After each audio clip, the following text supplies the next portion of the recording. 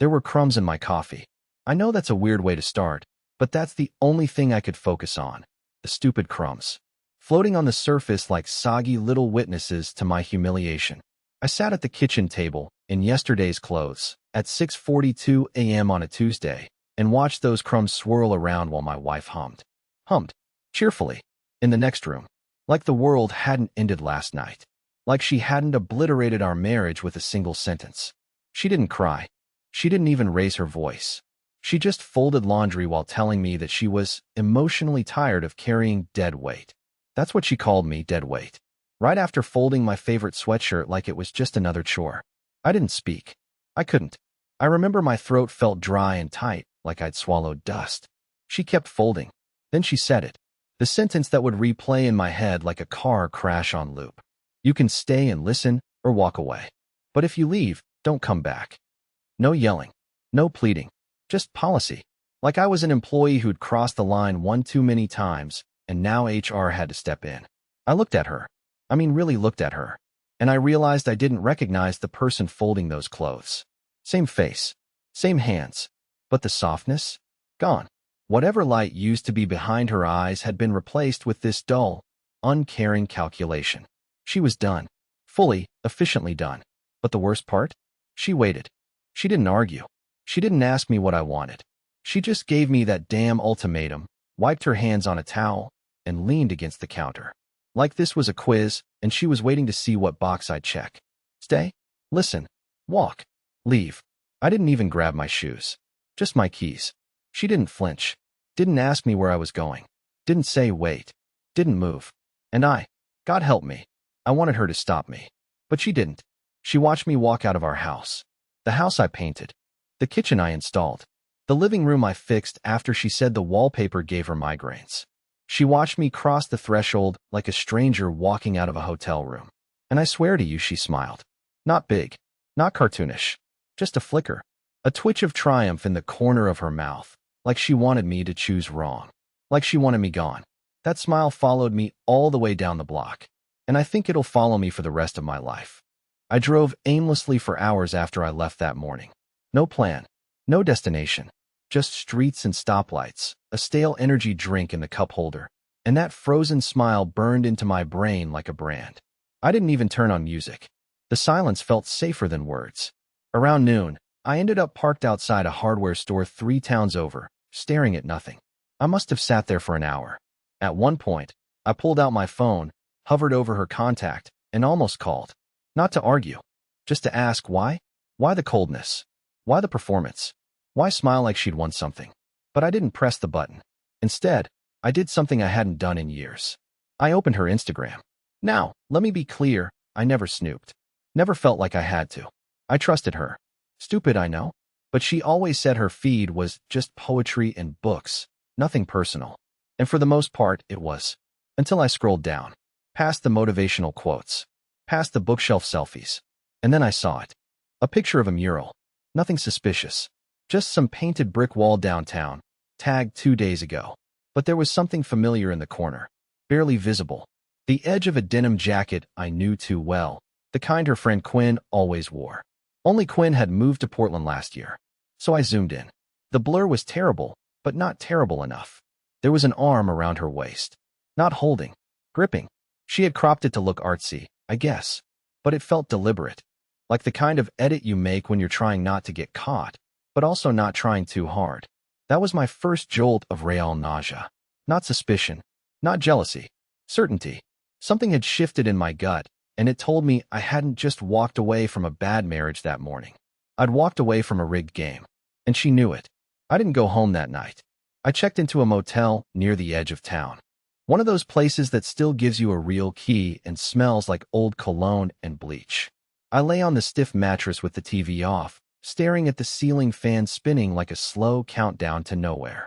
The thing that hit hardest wasn't the thought of her cheating. It was the feeling that she wanted me to leave. That the ultimatum was her way out. That maybe, just maybe, this whole thing, the public call-out, the fake indifference, even that eerie smile, was part of a plan. One she had rehearsed, timed, maybe even celebrated. And for what? Some blurry-armed mystery guy in a mural post? Or something worse? It wasn't until 2:17 a.m. that I got the confirmation I didn't want. A message. Not from her. From a number I didn't recognize. 3 words. No punctuation. You deserved better. No context. No name. No clue. And just like that, the silence I'd been sitting in all day cracked open into something darker. Something hiding teeth. Because someone out there knew something.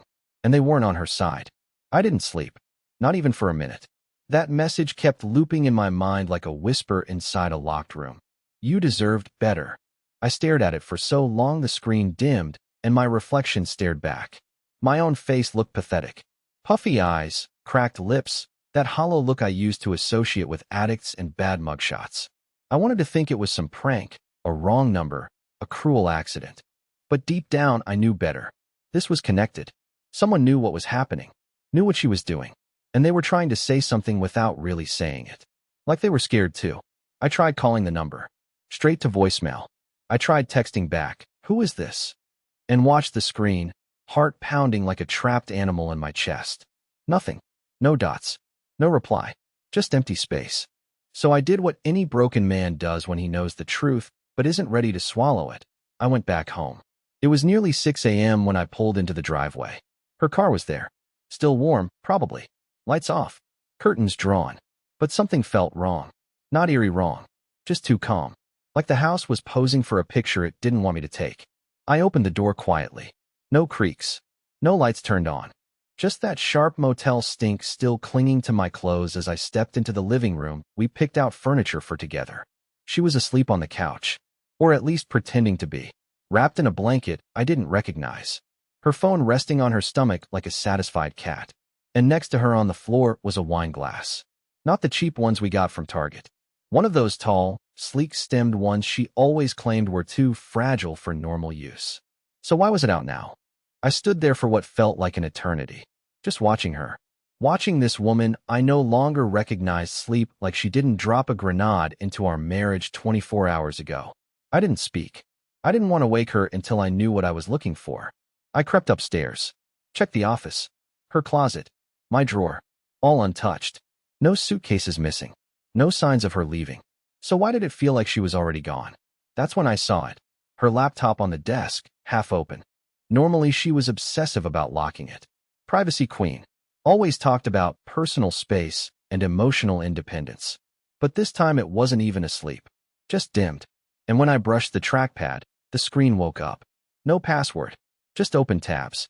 And what I saw made my stomach twist into something unrecognizable. There were emails. Drafts. All addressed to someone named R. Dozens of them. Some long. Some just a sentence. But every single one dripping with something dark. Frustration. Passion. Fury. And in all of them, one thing was clear. I was the obstacle. The project. The anchor around her neck. In one draft, she even called me Ellis the Ghost. Said she wakes up every day trying to forgive herself for not leaving sooner. Another one said, he won't last if I push him. He's weak. He'll walk. I know he will. My hands were shaking so violently I had to grip the desk to stop from screaming. She wanted me to walk. She expected it. She counted on it. And then came the worst part. A folder on her desktop titled Phase 2. I opened it. Inside were documents. A timeline. Screenshots. A legal draft. She had prepared divorce papers. With dates. With financial projections. With quotes from conversations I didn't even remember having. It was like watching someone build a prison for you out of moments you didn't know mattered. I heard her stir downstairs. The couch creaked. My throat locked up. I closed the laptop and walked back down with legs that felt like wet cement. She was awake now. Sitting up. Not surprised to see me. Not shocked. Just sipping cold wine and looking at me like I was late for something. I didn't speak. She didn't either. She just tilted her head and said, calmly, I thought you'd be gone longer. She wanted me out. She was done pretending. And I had just stepped into her second act. She didn't look guilty. That's what shook me the most. She just sat there, legs crossed, swirling that wine glass in her hand like we were at some art gallery reception and I'd merely arrived too early. No panic. No excuses. Just quiet control. I stood there, frozen, waiting for her to say something. Anything. But she just raised an eyebrow and said, well what? I finally choked out. My voice cracked, dry and pathetic. She shrugged. Are you going to yell? Or are we past that now? Past that? Past what? I didn't even know what part of the script I was in anymore. She'd staged this entire breakdown like a slow-motion collapse, planned for it, wrote it out, drafted messages about it. And now she wanted to know if I was going to raise my voice. I felt like a puppet who'd suddenly noticed the strings. I couldn't sit, couldn't breathe. The room was too clean, too quiet, and all I could see was that laptop upstairs, her private courtroom, where I'd already been tried, convicted, and sentenced. I said her name, just her name, softly, like maybe that would reach the version of her I remembered. But the version in front of me didn't flinch. She leaned back and said, "Ellis, you're not a bad person. You're just not the one I want anymore. And I've spent too long pretending that's not true."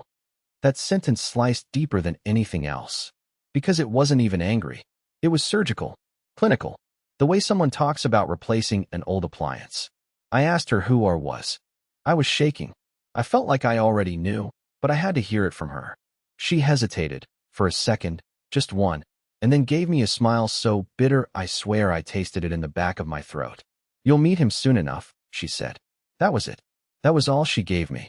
No name, no explanation. Just a promise that the man she'd been pouring her secrets into would become part of my reality. Like it was inevitable. I didn't cry. Not then. I wanted to. But I didn't give her that. Instead, I turned and walked to the door. She didn't stop me. Not like I expected her to. She just said one last thing before I left.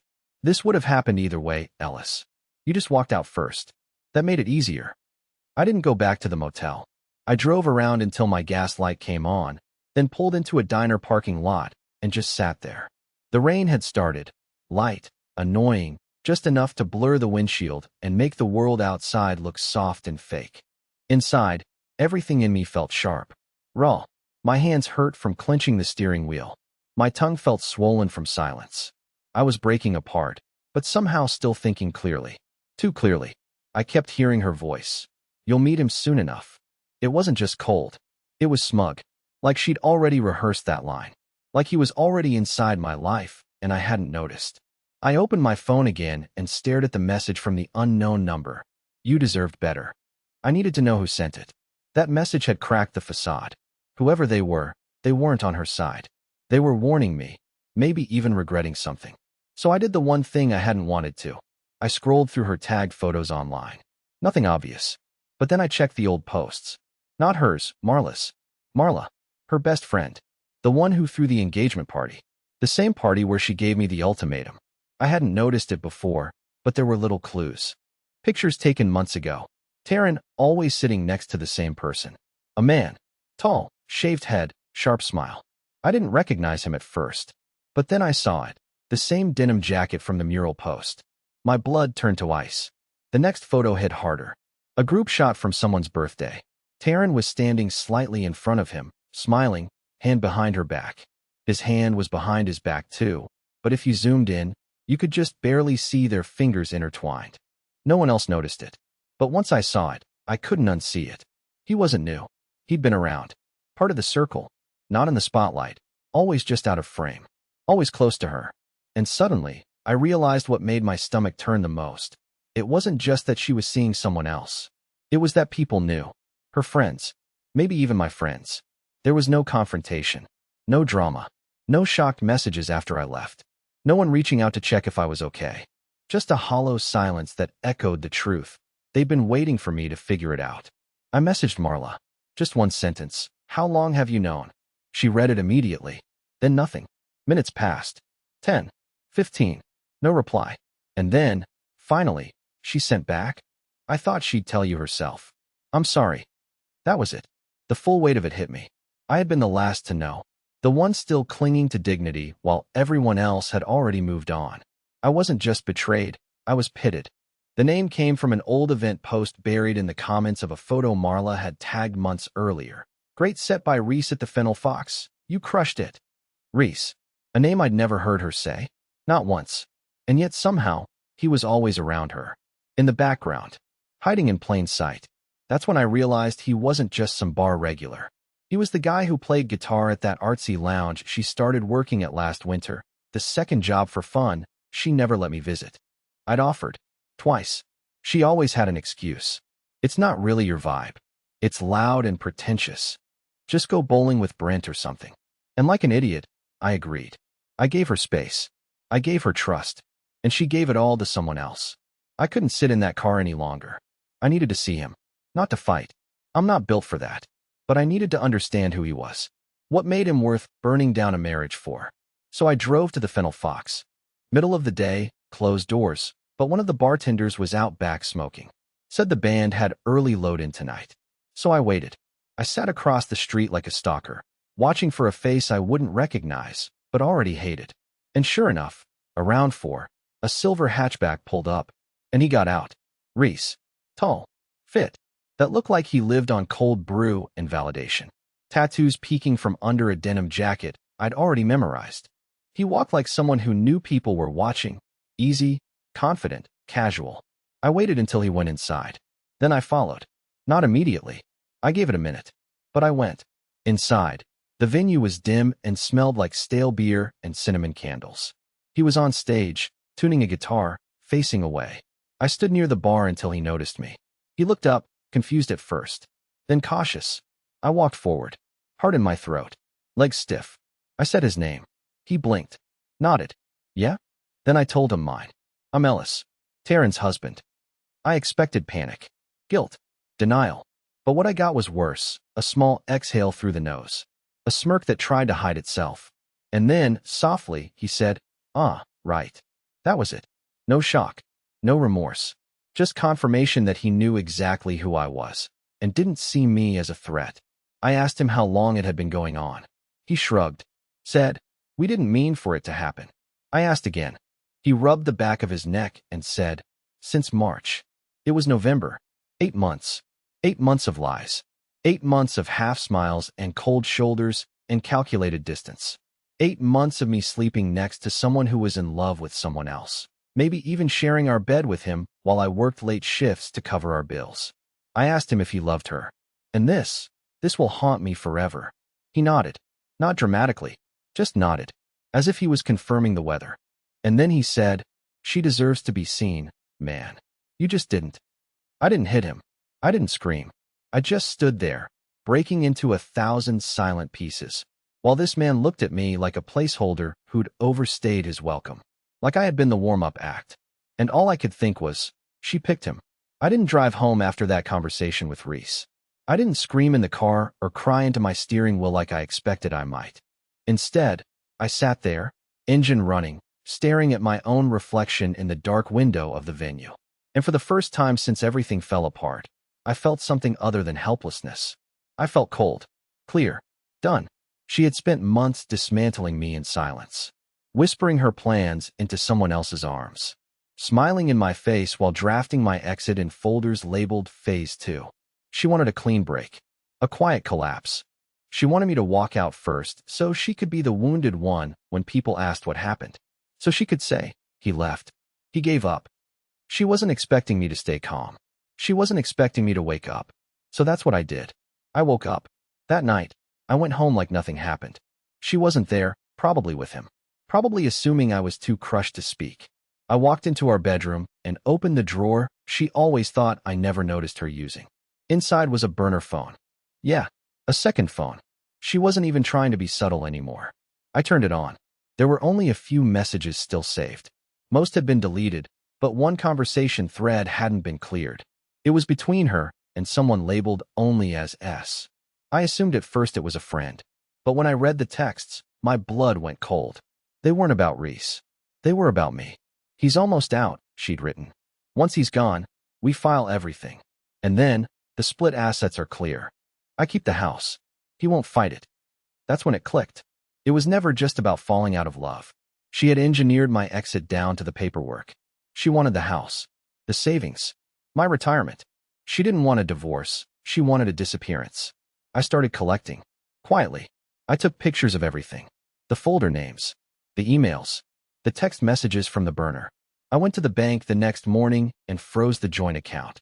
She wouldn't know until she tried to use it. I printed out the property documents and called an attorney. Not mine, hers. Turns out, she'd already met with him weeks ago. She just hadn't filed yet. I made sure to schedule a formal meeting with someone else, Someone who knew how to dismantle strategic divorces built on deception. When she walked through the door 2 nights later, she looked surprised to see me there. Like she expected an empty house. A whimpering message. Maybe a suitcase by the curb. Instead, I was sitting at the kitchen table, her laptop open in front of me, that burner phone beside it, and a neat stack of documents I had printed from the bank, the email drafts, and her cloud account. She didn't speak. I didn't scream. I just said, calmly, I hope Reese likes folding laundry, because you're going to be doing yours at his place from now on. She reached for her phone.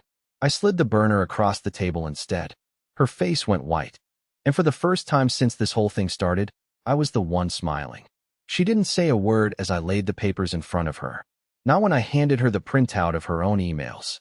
Not when she saw the screenshots from the burner phone. Not even when I slid her lawyer's name across the table and told her I'd already spoken to someone else, someone who'd seen people like her before. Her hands were shaking, just a little, and for once, I didn't feel small. I didn't feel scared. I didn't feel like a ghost floating through the house we built together. I felt done, not with pain, but with her.